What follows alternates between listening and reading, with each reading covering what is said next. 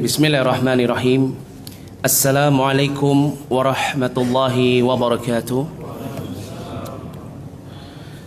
Innal hamdalillah nahmaduhu wa nasta'inuhu wa nastaghfiruh wa na'udzu billahi min shururi anfusina wa sayyiati a'malina. May yahdihillahu fala mudilla lahu wa may yudlil fala hadiya lahu. Asyhadu an la ilaha illallah wahdahu la syarika lahu wa asyhadu anna Muhammadan abduhu wa rasuluh la nabiyya ba'dah. Qala Allah Ta'ala fi kitabil karim, ya ayyuhalladzina amanu ittaqullaha haqqa tuqatih wa la tamutunna illa wa antum muslimun. Wa qala Allah Ta'ala, ya ayyuhan nas ittaqu rabbakumul ladzi khalaqakum min nafsin wahidah wa khalaqa minha zawjaha wa batha minhuma rijalan katsiran wa nisaa wattaqullaha alladzi tasaaluna bihi wal arham innallaha kana 'alaikum raqiba.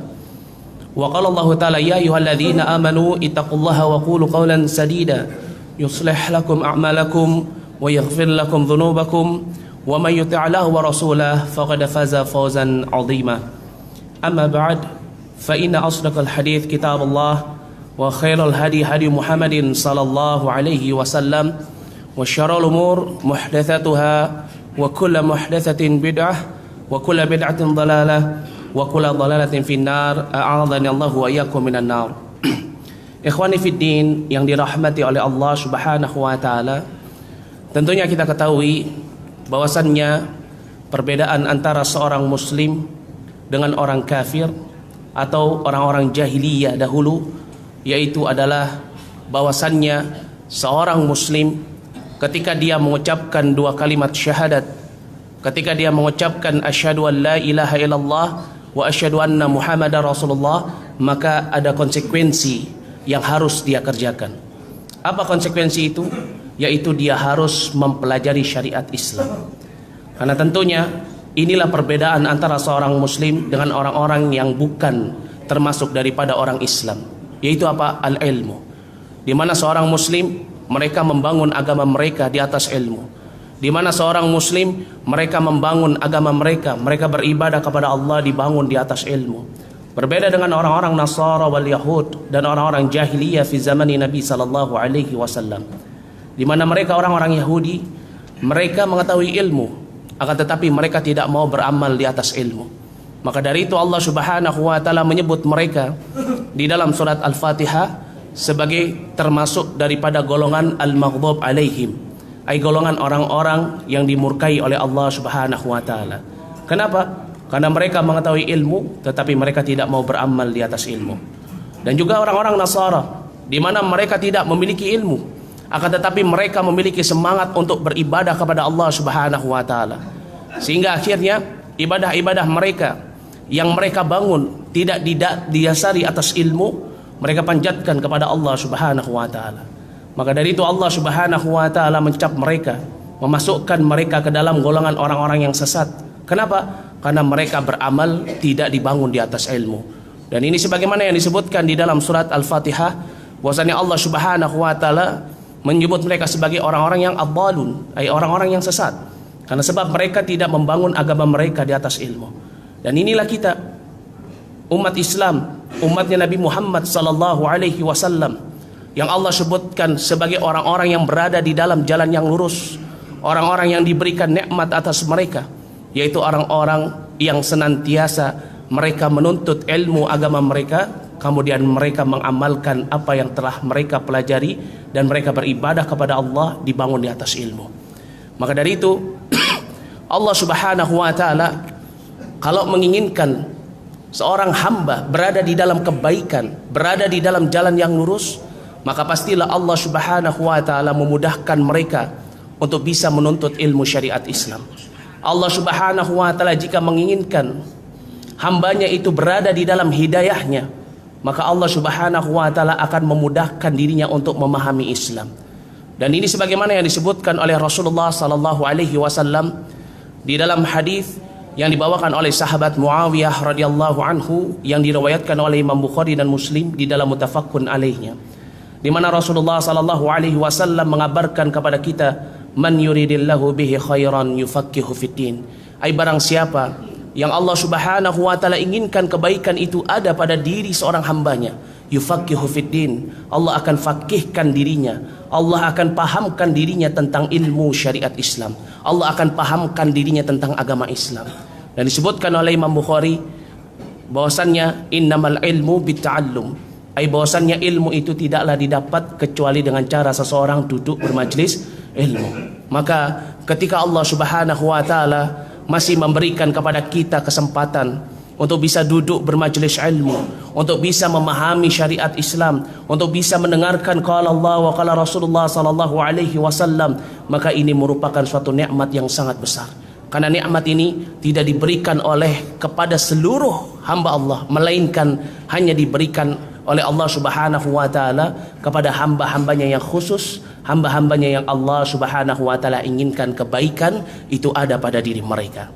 Dan alhamdulillah telah berlalu beberapa masa kita bersama di dalam Majlisul Ilm, dan kita masih berada di dalam kitab Arba'in An-Nawawi, yaitu kitab yang dikarang oleh salah seorang ulama, pembesar madhab Imam Asy-Syafi'i, yaitu Imam Nawawi, Abu Zakaria Yahya bin Syaraf An-Nawawi. Dan pada kesempatan sebelumnya kita telah membacakan hadis yang ke-6, dan kita masih berada di dalam hadis ini, dan insyaallah pada kesempatan siang hari yang berbahagia ini kita akan mencoba untuk melanjutkan mengambil faidah yang berada di dalam hadis ini, dan jika Allah Subhanahu wa taala mengizinkan maka kita pun akan melanjutkan kepada hadis yang berikutnya. Qala Imam Nawawi rahimahullah, disebutkan oleh Imam Nawawi rahimahullah, al-haditsu sadis, hadis yang ke-6, an Abi Abdullah Nu'man bin Bashir radhiyallahu anhuma qala, dari sahabat Abdullah Nu'man bin Bashir radhiyallahu anhuma, semoga Allah Subhanahu wa taala meridai keduanya. Qala, beliau berkata, sami'tu Rasulullah sallallahu alaihi wasallam yaqul, aku telah mendengar Rasulullah sallallahu alaihi wasallam beliau bersabda, innal halala bainun wa innal harama bainun, sesungguhnya yang halal telah jelas dan yang haram telah jelas, wa bainahuma umurun mushtabihat, dan di antara keduanya terdapat perkara-perkara yang syubhat, la ya'lamuhunna katsirun minan nas, di mana kebanyakan dari manusia mereka tidak mengetahui tentang istinbat hukumnya. Apakah perkara yang syubhat itu masuk di dalam perkara yang halal atau masuk di dalam perkara yang haram. Kemudian kata Rasulullah sallallahu alaihi wasallam, faman ittaqa syubhat faqad istabra'a li dinihi wa 'irdihi, akan tetapi barang siapa yang dia meletakkan perkara syubhat tersebut dengan ketakwaan kepada Allah, maka kata Rasulullah sallallahu alaihi wasallam, faqad istabra'a li dinihi wa 'irdihi, maka sungguh dia telah menyelamatkan agamanya dan juga dia telah menyelamatkan kehormatannya. Wa man waqa'a fi syubhat waqa'a fil haram, akan tetapi barang siapa yang dia meletakkan perkara syubhat itu di dalam perkara yang haram, maka kara'i yar'a haulal himah, maka dia seperti seorang pengembala yang dimana dia mengembala di sekitar pagar temannya, yushiku ayyarta'a fihi, maka akan dikhawatirkan hewan gembalaannya itu akan keluar dari pagar itu dan merusak tanaman saudaranya. Kemudian Rasulullah sallallahu alaihi wasallam menyebutkan, ala wa inna likulli malikin hima, ala wa inna himallahi maharimuhu, ketahuilah sesungguhnya setiap raja dia memiliki batasan-batasan undang-undang. Ala wa inna himallahi maharimuhu, ketahuilah bahwasannya batasan-batasan Allah, undang-undang Allah itu adalah apa yang diharamkan atau apa yang dilarang oleh Allah Subhanahu wa taala. Masyaallah. Hadis ini merupakan hadis yang sangat muhimmah, dan kemarin pada pertemuan sebelumnya kita sampai pada pembahasan ini. Kita akan mengulang sedikit untuk memudahkan kita di dalam memahami hadis ini. Hadis ini merupakan hadis yang sangat muhimmah, terutama di zaman kita ini, di zaman yang penuh dengan syubhat, di zaman yang namanya kesyirikan itu ditampakkan seolah-olah dia adalah amalan yang memiliki keutamaan di sisi Allah. Di zaman yang dimana yang namanya kebid'ahan dianggap sebagai sunnah, di zaman dimana yang namanya kemaksiatan itu dianggap sebagai hal yang biasa. Dan inilah yang disebut sebagai perkara syubhat. Karena ini memang janjinya syaitan. Syaitan berjanji kepada Allah Subhanahu wa taala akan senantiasa menghiasi amalannya Bani Adam seolah-olah dia itu tampak sebagai amalan yang baik, amalan yang bagus, amalan yang memiliki keutamaan. Padahal apa? Padahal ini merupakan amalan-amalan kemaksiatan. Dan di dalam hadis ini menerangkan kepada kita, ketika kita dihadapkan kepada suatu permasalahan yang muncul baru, ya setelah wafatnya Rasulullah sallallahu alaihi wasallam, muncul perkara baru yang secara zahir tidak ada di dalam ya dalilnya tentang halal dan haramnya. Yang secara zahir tidak disebutkan di dalam dalil tentang halal dan haramnya. Akan tetapi sebenarnya ini bukan tidak disebutkan. Melainkan apa? Melainkan hanya sebagian sedikit orang yang memahami tentang istinbat hukumnya. Maka dari itu Rasulullah mengatakan la ya'lamuhunna katsirun minan nas. Kenapa? Karena tentunya yang halal itu telah jelas, yang haram itu telah jelas. Semua telah dikabarkan di dalam Al-Qur'an. Baik dari perkara yang halal ataupun perkara yang haram. Bahkan Rasulullah sallallahu alaihi wasallam telah menyampaikan semuanya, menjelaskan semuanya tentang syariat Islam, baik yang halal ataupun yang haram. Maka dari itu Allah Subhanahu wa taala berfirman di dalam surat Al-Maidah ayat yang ketiga, "Al-yauma akmaltu lakum dinakum wa atmamtu alaikum ni'mati wa raditu lakumul Islam madina." Maknanya Pak, Islam ini agama yang sempurna. Segala sesuatu itu telah ada di dalam Al-Qur'an was sunnah.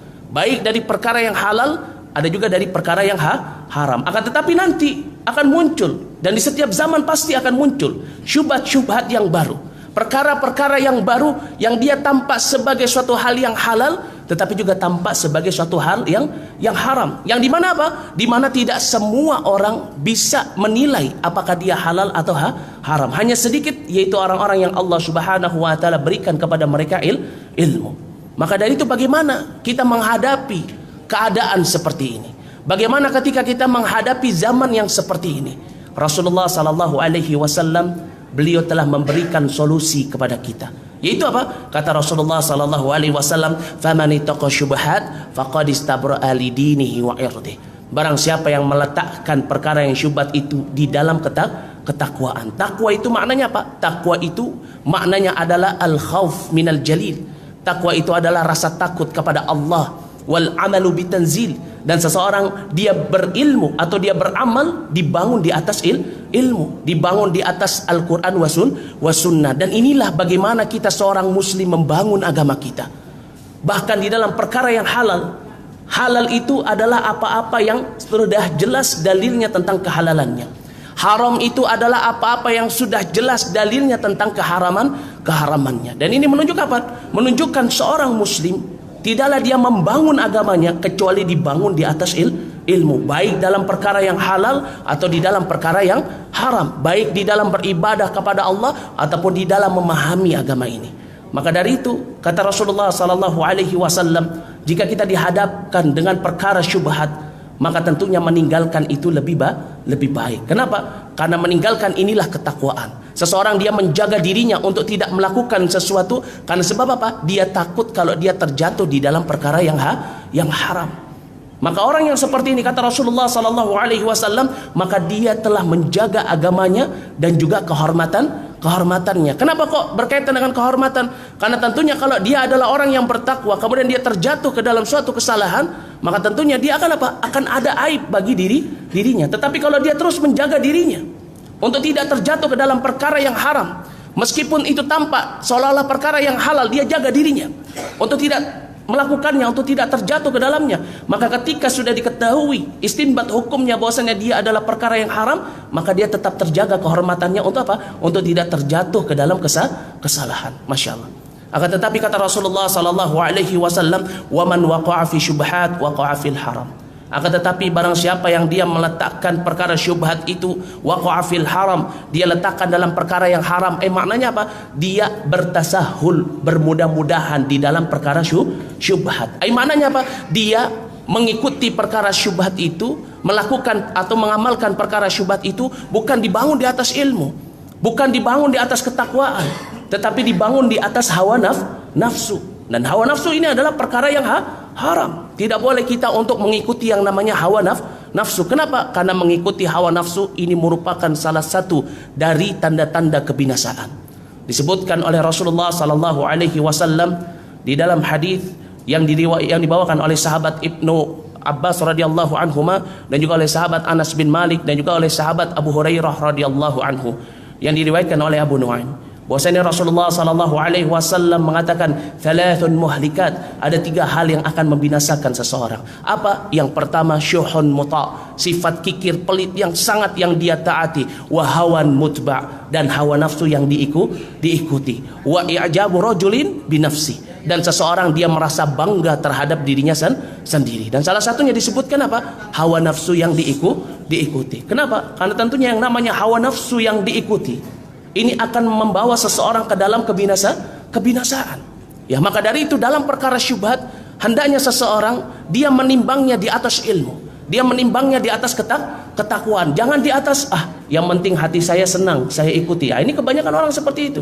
Kalau ada perkara yang dinilai halal atau haram, seseorang mengikutinya dengan hawa nafsu, maka pada saat itu dia mengikuti perkara yang haram. Maka kata Rasulullah sallallahu alaihi wasallam, jika keadaannya seperti ini, kara'iyar ahawlal hima, Rasulullah memberikan kias, seperti orang yang dia tidak menjaga hewan gembalaannya ketika dia sedang mengembala. Dia biarkan hewan gembalaannya, dia bermudah-mudahan sampai dia pun menggembala di sekitar pagar yang milik tetangganya. Ya, pastilah yang namanya hewan gembalaan, hawa nafsu itu seperti hewan. Dia tidak memiliki aturan. Maka dari itu, hewan yang digembala di pinggir pagar tanaman orang lain, maka tentunya hewan itu pasti akan merusak pagar tersebut. Dia akan menerobos, dia akan memakan yang bukan haknya. Inilah hewan. Begitu juga dengan yang namanya hawa nafsu. Hawa nafsu itu lebih condong kepada kejelekan. Maka dari itu kita diperintahkan untuk mengikuti hawa nafsu kita atas apa yang diturunkan dengannya Rasulullah sallallahu alaihi wasallam. Kata Rasulullah sallallahu alaihi wasallam, la yu'minu ahadukum hatta hawahu, sampai hawa nafsunya, tidak beriman salah seorang di antara kalian hatta hawahu, sampai hawa nafsunya itu mengikuti apa yang aku datang dengannya, yaitu apa? Syariat Al-Qur'an wa sunnah. Maka dari itu penting bagi kita di dalam perkara syubhat yang kita tidak mengetahui istinbat hukumnya, apakah dia halal atau haram, maka tentunya apa? Kita menjaga diri kita untuk tidak terjatuh ke dalamnya. Kemudian Rasulullah sallallahu alaihi wasallam menyebutkan, ala wa inna himallahi maharimuhu. Ala wa inna likulli malikin hima. Ketahuilah bahwasannya setiap raja itu memiliki apa? Hima, batasan. Dan ala wa inna himallahi maharimuhu. Ketahuilah bahwasannya batasan-batasan Allah itu adalah perkara yang diharamkan. Kemudian Rasulullah mengatakan, ala wa inna fil jazadi mudghah. Ketahuilah bahwasannya di dalam setiap jasad itu terdapat mudghah, terdapat segumpal daging. Idza salahat salahal jazadu kulluhu. Kalau misalkan segumpal daging itu baik, maka baik semua jasadnya. Wa idza fasadat fasadal jazadu kulluhu. Kalau misalkan segumpal daging itu buruk, maka buruklah semua jasadnya. Ala wahyal qalbu, kata Rasulullah. Ketahuilah bahwasannya segumpal daging itu dia adalah hati. Masya Allah. Hadis ini yang diriwayatkan oleh Imam Bukhari dan Muslim.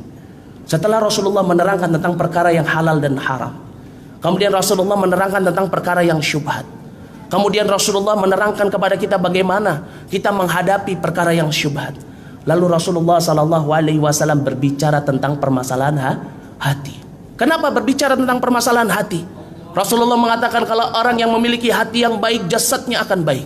Kalau misalkan hatinya buruk, maka jasadnya pun akan buruk. Kenapa? Karena yang namanya hati ini adalah raja dari seluruh anggota badan kita. Amalan zahirah, amalan jawarih ini tidak akan menjadi baik dan tidak akan diterima di sisi Allah kecuali bergantung terhadap amalan hati. Maka dari itu di dalam Islam, hati itu merupakan suatu hal yang harus dijaga dengan sebaik-baiknya. Kenapa? Karena Allah itu tidak melihat jasad seseorang.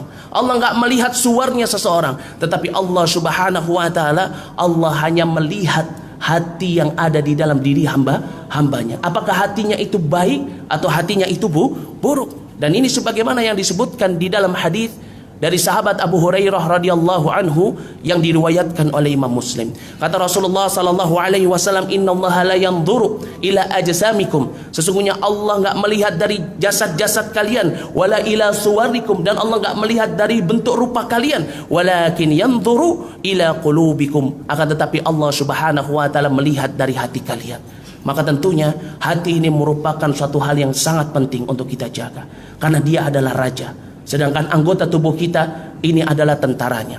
Kalau hati kita baik, maka pastilah dia akan menghasilkan amalan yang baik. Kalau hati kita buruk, pasti dialah akan menghasilkan amalan yang buruk. Dan ini sebagaimana yang dikatakan oleh Syekhul Islam Ibnu Taimiyah rahimahullah. Beliau mengatakan bahwasannya al-a'malu dhahira la takunu, bahwasannya amalan-amalan yang zahira itu tidak akan menjadi amalan yang salihatan maqbulatan, tidak akan menjadi amalan yang saleh, amalan yang baik atau amalan yang diterima di sisi Allah, ya, illa biwasiti a'malil qalb, kecuali dengan perantara amalan hati. Kata Al-Imam Syekhul Islam Ibnu Taimiyah, beliau mengatakan fa innal qalb, karena sesungguhnya yang namanya hati itu malikun wal a'dha'u junuduhu, dan anggota tubuh ini adalah apa? Adalah tentaranya. Fa idza khabithal malik, kalau raja itu baik, maka kalau raja itu buruk, maka apa? Khabithal junuduh, maka tentunya yang namanya tentaranya pun akan menjadi buruk. Karena tentunya yang namanya tentara itu akan mengikuti pemimpinnya. Kalau pemimpinnya baik, tentaranya pasti baik. Kalau pemimpinnya buruk, maka tentaranya pun akan buruk. Maka penyebutan hati oleh Rasulullah sallallahu alaihi wasallam ini ibarah menunjukkan kepada kita bahwasannya di dalam menetapkan suatu keputusan tentang suatu amalan, ya, apakah itu perkara yang halal ataupun perkara yang haram, atau kita menahan diri kita dari perkara yang syubhat, itu dibutuhkan hati yang baik, dibutuhkan hati yang adil. Karena kalau hati ini tidak baik, hati ini tidak adil, hati ini senantiasa diikuti dengan hawa nafsu, maka tentunya kita akan melihat suatu hal yang halal menjadi hal yang haram, suatu hal yang haram akan menjadi hal yang halal. Tentunya kita tidak bisa berhati-hati di dalam perkara syubhat. Kenapa? Karena tentunya amalan-amalan yang kita kerjakan dari anggota dengan yang namanya hati. Bahkan disebutkan oleh Imam Ibnu Rajab rahimahullah, beliau mengatakan bahwasannya baiknya amalan seseorang atau baiknya amalan badannya seseorang, kata Imam Ibnu Rajab rahimahullah, dan kemampuannya untuk menjauhkan dirinya dari perkara yang haram dan juga dari perkara yang syubhat, itu tergantung dengan baiknya hati yang ada pada diri seseorang tersebut. Seseorang ketika dia melihat perkara syubhat, dia menahan dirinya atau dia terjatuh ke dalamnya, maka tentunya ini tidak akan bisa terjadi kecuali dengan hati yang baik. Masya Allah.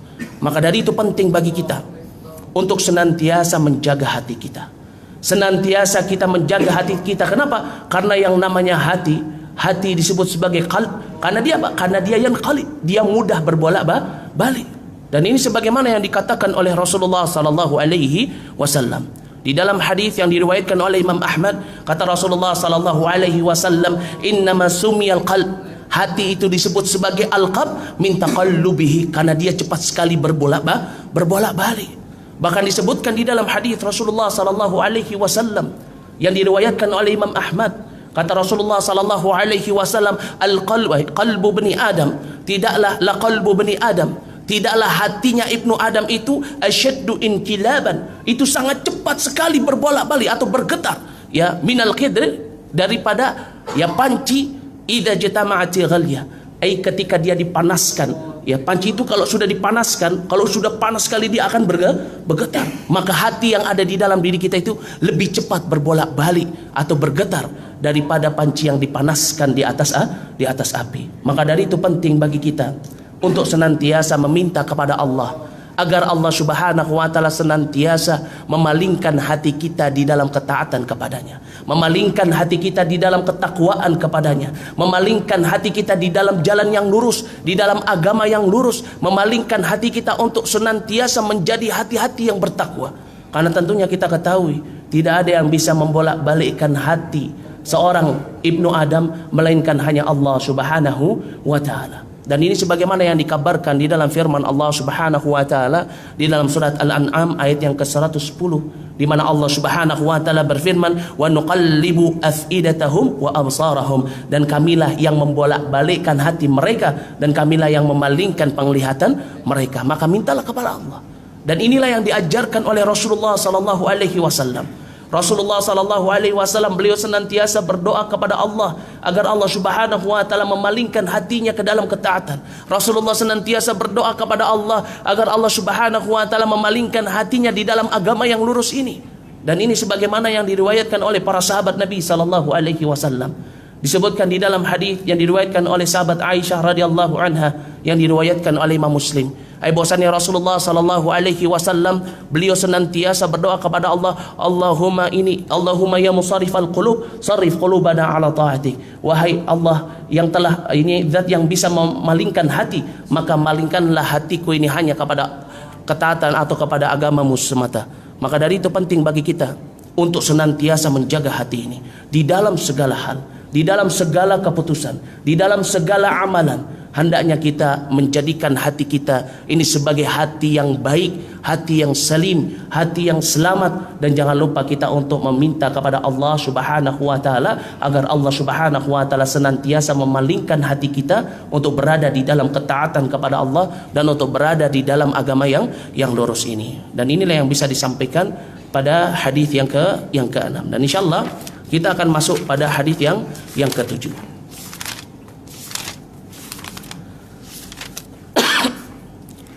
Qala Imam Nawawi, berkata Imam An-Nawawi,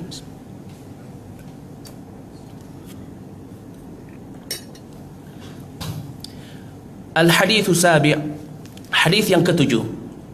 An Abi Ruqayyah Tamim bin Ausin Ad-Dari radhiyallahu anhu anna Nabiy sallallahu alaihi wasallam qala ad-dinun nasihah. Qulna liman ya Rasulullah? Qala lillahi wa li kitabihi wa li rasulihi wa li a'immatil muslimin wa 'ammatihim. Masyaallah. Hadis yang diriwayatkan oleh Imam Muslim. Masyaallah. Hadis ini hadis yang sangat singkat. Ya, di mana ya merupakan hadis yang sangat mudah untuk kita hafalkan.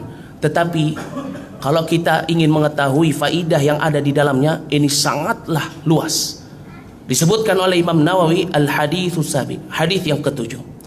Yaitu beliau membawakan hadis dari sahabat Abu Ruqayyah, namanya adalah Tamim. Ya, Abu Ruqayyah ini adalah siapa? Nama kunyah. Dan beliau berkunyah dengan nama apa? Dengan nama Untha, nama perempuan, Abu Ruqayyah. Tamim ini adalah namanya. Ya, Ibnu Aus Ad-Dari, anaknya Aus Ad-Dari radhiyallahu anhu. Semoga Allah Subhanahu wa taala meridhoinya. Anna Nabiy sallallahu alaihi wasallam, beliau berkata, Tamim bin Ausin Ad-Dari berkata, anna Nabiy sallallahu alaihi wasallam qala, bahwasannya Nabi sallallahu alaihi wasallam beliau bersabda, ad-dinun nasihah, agama itu adalah an-nasihah. Qulna, maka para sahabat bertanya, liman ya Rasulullah? Kepada siapa ya Rasulullah? Qala, maka Rasulullah sallallahu alaihi wasallam mengatakan, lillahi wa li kitabihi, ya, kepada Allah dan kepada kitabnya, wali rasulihi, dan juga kepada rasulnya, wali a'immatil muslimin wa 'ammatihim, dan juga kepada kaum muslimun, pada pemimpin kaum muslimun, wa 'ammatihim, dan juga kepada kaum muslimun secara semuanya, secara umum. Hadis ini disebutkan oleh Rasulullah sallallahu alaihi wasallam yang pertama, yaitu ad-dinu an-nasihah. Ad-dinu nasihah ini dalam sisi bahasa dia adalah jumlah ismiyah dengan mubtada wal khabar. Ya, di mana ad-din sebagai al-mubtada, ya, wan nasihah ini sebagai khabar. Hukum asalnya yang namanya jumlah mubtada wal khabar, mubtada itu harus ma'rifah, sedangkan khabar itu harus nakirah. Tetapi Rasulullah sallallahu alaihi wasallam mendatangkan perkataannya ini dengan apa? Dengan ma'rifah keduanya. Ya, bahwasanya ad-din datang dalam bentuk ma'rifah dengan alif dan lam. Wan nasihah juga datang dalam bentuk ma'rifah dengan alif dan lam. Apa sih maknanya? Disebutkan di dalam ilmu balaghah, ya, di dalam ilmu ya bahasa Arab, ya, disebutkan bahwasannya penyebutan al-mubtada wal khabar bil ma'rifah dengan ma'rifah keduanya ini yufidu ma'nal hasar. Ini menunjukkan makna pembatasan terhadap hukum yang disebut disebutkan. Masya Allah. Jadi ketika mubtada dan khobar datang dalam bentuk ma'rifat keduanya, ini oleh para ulama balaghah, ini disebut sebagai apa? Yufidul ma'nal hasar. Ini mendatangkan makna bahwasanya penetapan hukum terhadap yang disebutkan, pembatasan. Maknanya ad-dinu nasiha, yaitu apa? Madinu illa nasiha. Tidak ada agama kecuali dengan nasiha. Ya.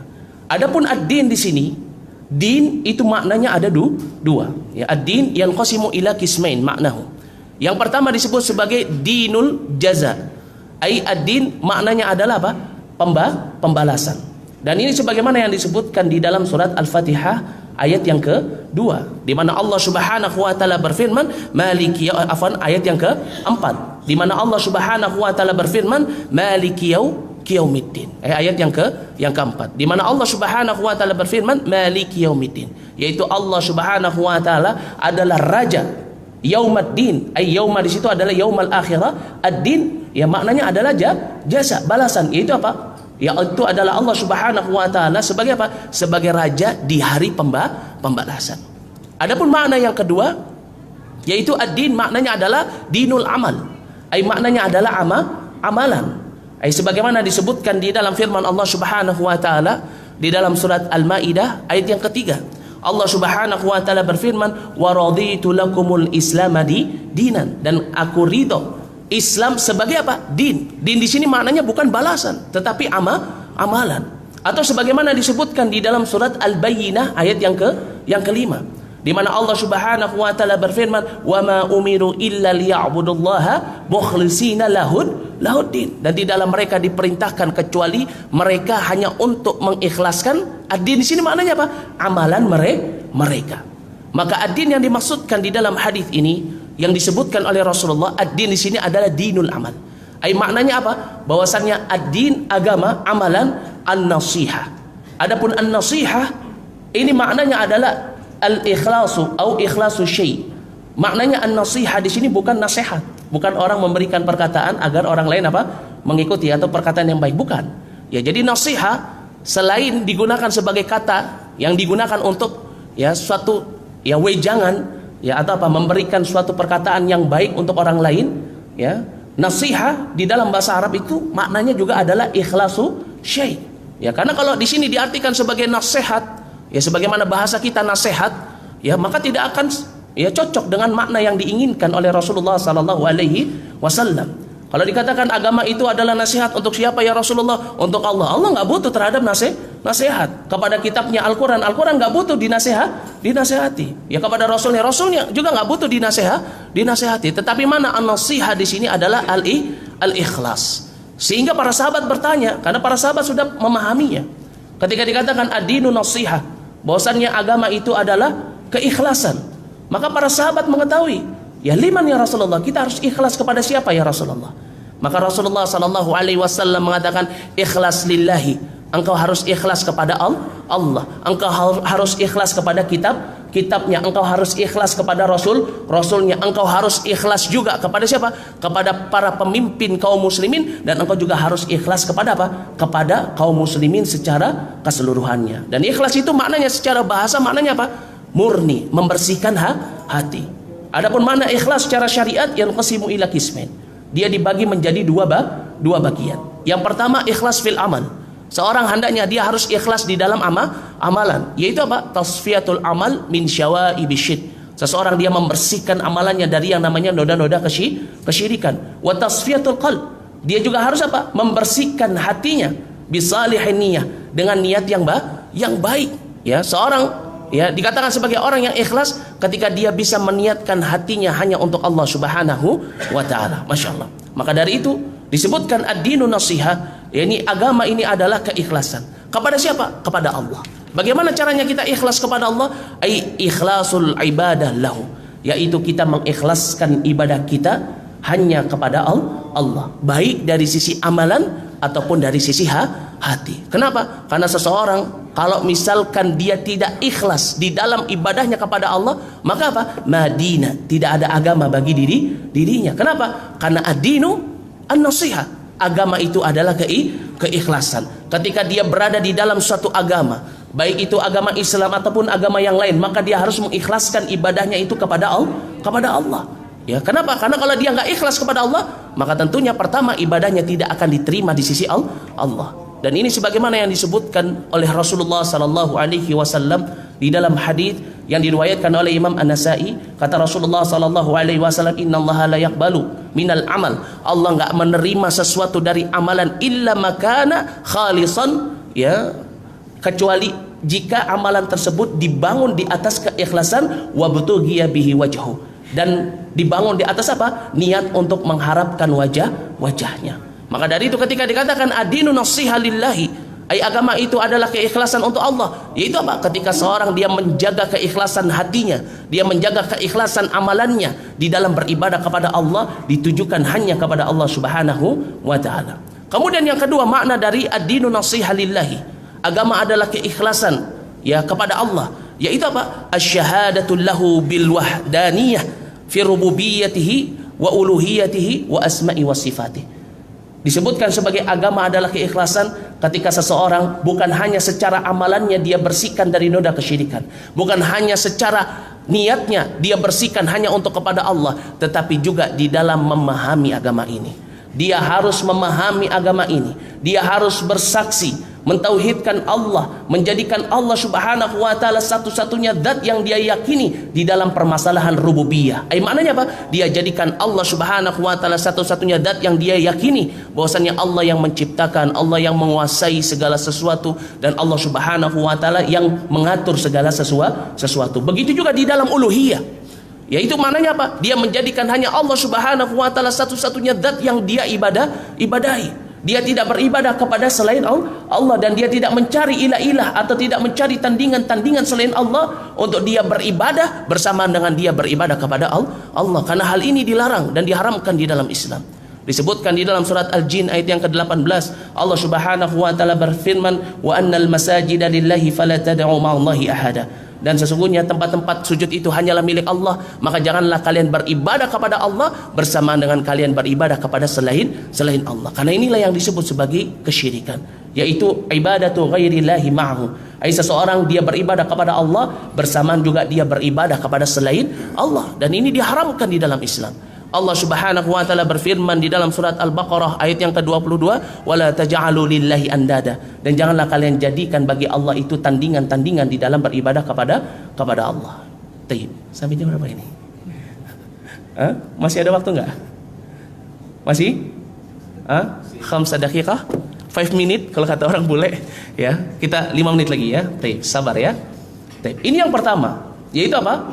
Ad-dinu nasiha lillahi. Maknanya apa? Seorang menjaga keikhlasan di dalam ibadahnya kepada Allah, dan seorang bersaksi bahwasannya Allah Subhanahu wa taala dialah zat satu-satunya di dalam rububiyah, di dalam uluhiyah, dan juga di dalam al-asma wa sifah. Dan kemudian yang kedua disebutkan ad-dinu nasiha li kitabihi. Agama ini adalah keikhlasan kepada kitabnya. Disebutkan kitabun, maknanya adalah mufrad. Kalau misalkan disebutkan di dalam Al-Quran atau di dalam hadis, ya, datang dalam bentuk mufrad, maka maknanya dia adalah Al-Quran. Kalau disebutkan kutubun, berarti maknanya apa? Semua kitab yang Allah Subhanahu wa taala pernah turunkan. Maka disebutkan ad-dinu nasiha li kitabihi. Agama adalah keikhlasan untuk apa? Kepada Al-Quran. Apa sih maknanya? Apa maknanya ikhlas kepada Al-Quran? Yang pertama, ikhlas kepada Al-Quran yaitu adalah adzabbu anhu bi an yadhubbal insan anhu tahriful mubattilin wa baina butlani tahrifu min harf. Maknanya seseorang, hendaknya seorang muslim dia menjaga. Maknanya ad-dinu adalah keikhlasan kepada kitab Allah, yaitu apa? Dia menjaga kitab Allah. Dengan cara apa dia menjaga kitab Allah? Dengan cara dia menghafalkan kitab Allah. Dengan cara dia mempelajari kitab Allah. Dengan cara dia mempelajari bahasa dari bahasa yang Allah turunkan di dalam kalam Allah, di dalam Al-Quran. Dia pelajari sehingga apa? Sehingga nanti kalau ada orang yang ingin merubah Al-Quran, maka dia menjadi pembela-pembela yang akan memurnikan Al-Quran, yang akan apa? Memurnikan Al-Quran dari yang namanya kebatilan-kebatilan, baik dari penghilangan huruf atau pemalingan makna yang tidak sesuai dengan makna aslinya. Ini maknanya seseorang apa? Ad-dinu nasiha ya li kitabihi. Maknanya apa? Seseorang dia menjadi seorang yang beragama ketika apa? Ketika dia mengikhlaskan dirinya untuk kitab Allah. Maknanya apa? Dia mempelajari kitab Allah. Maka dari itu seorang muslim, dia memiliki konsekuensi. Ketika dia menjadi seorang muslim, dia bersyahadat asyhadu an la ilaha illallah wa asyhadu anna muhammadar rasulullah, ada konsekuensi. Apa konsekuensinya? Dia harus mempelajari kitab Allah. Ini bentuk keikhlasannya di dalam meyakini kitab Allah, di dalam meyakini Al-Quran. Jangan kita katakan, oh saya cinta terhadap Al-Quran, tetapi membacanya saja kita tidak mau mempelajari.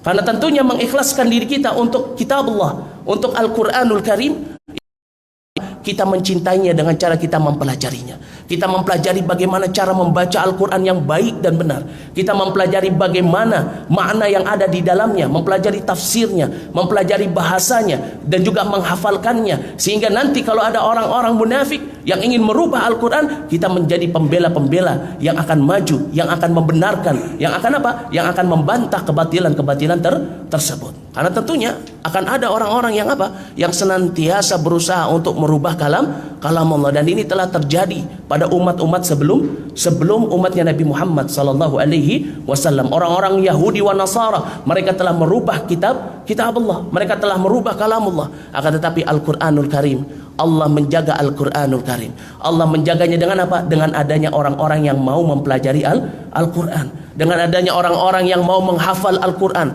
dengan orang-orang yang mau mempelajari bahasanya Al-Qur'an, maka dijadikan oleh Allah mereka semua sebagai waliullah, sebagai waliullah yang akan membela agama Allah. Ini yang pertama.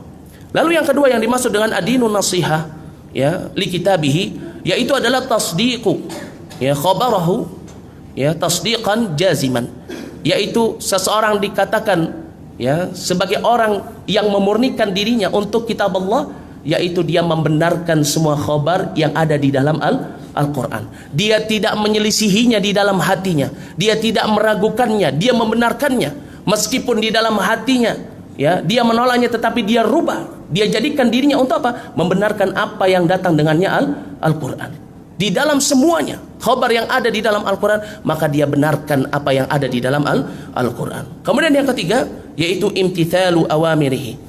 Seseorang dikatakan sebagai orang yang memurnikan hatinya, dirinya untuk Al-Quran atau untuk kitab Allah, untuk kalam Allah, yaitu apa? Yaitu dia mengikuti perintah yang ada di dalamnya. Karena tentunya Al-Quran ini bukan hanya sekedar, ya, sesuatu yang Allah turunkan saja, tetapi dia adalah petunjuk yang harus wajib bagi setiap muslim dia mengikutinya. Dan ini konsekuensi seorang muslim. Seorang yang dia mengucapkan asyhadu an la ilaha illallah wa asyhadu anna muhammadar rasulullah, maka dia harus mengikuti apa yang diturunkan dengannya Rasulullah sallallahu alaihi wasallam dari Al-Quran. Karena ini seseorang yang mengikuti Al-Quran berarti dia telah mentaati Allah subhanahu wa ta'ala. Dan mentaati Allah ini merupakan suatu hal yang disyariatkan di dalam Islam. Disebutkan di dalam surat An-Nisa ayat yang ke-59, Allah subhanahu wa ta'ala berfirman, qul ati'allaha wa ati'ur rasul. Waktu kita sudah habis, ya, dan insyaallah kita akan lanjutkan, ya, pada pertemuan yang akan datang. Ya, kita masih di dalam apa namanya? Di dalam faidah adinu nasiha wali kitabihi, karena masih ada, ya, 4 poin yang tersisa di dalam bab ini. Insyaallah kurang lebihnya saya mohon maaf atas apa yang saya ucapkan. Jika ada kesalahan itu datangnya dari saya, dan jika benar itu datangnya dari Allah subhanahu wa ta'ala. Wa anna astaghfirullah wal afu minkum. Naktafi lahuna subhanakallah bihamdik asyhadu an la ilaha illa anta wa astaghfiruka wa atubu ilaih. Semoga apa yang disampaikan pada kesempatan siang hari yang berbahagia ini bisa menambahkan kepada diri kita ilmu dan ketenangan hidup, dan bisa menjaga diri kita dari dosa-dosa dan juga dari perkara-perkara yang haram, perkara-perkara yang dimurkai oleh Allah subhanahu wa ta'ala. Assalamualaikum warahmatullahi wabarakatuh.